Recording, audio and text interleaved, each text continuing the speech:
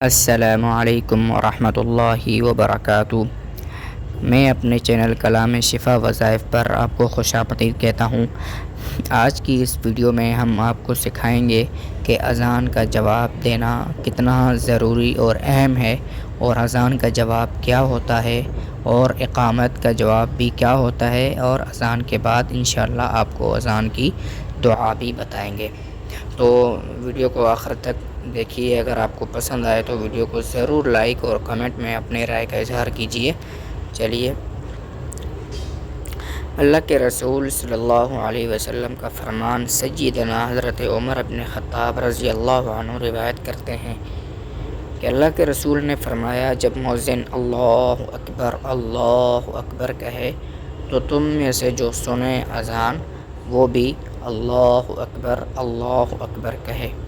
اسی طرح جب مؤذن اذان میں اشہد ان لا الہ الا اللہ کہے تو سننے والے کو چاہیے کہ جواب میں وہ بھی اشہد ان لا الہ الا اللہ دہرائے، اور اگر مؤذن اشہد ان محمد رسول اللہ کہے سننے والے پر بھی لازم ہے کہ وہ اشہد ان محمد رسول اللہ دہرائے۔ لیکن جب مؤذن حی علی الصلاۃ کہتا ہے تو اس کے جواب میں پھر حی علی الصلاۃ اور حی علی الفلاح نہیں کہنا ہوتا۔ لا حول ولا قوت الا باللہ ہی کہیں۔ حی علی الفلاح اور حی علی الصلاۃ کے جواب میں لا حول ولا قوت الا باللہ، اور اس کے بعد پھر اللہ اکبر۔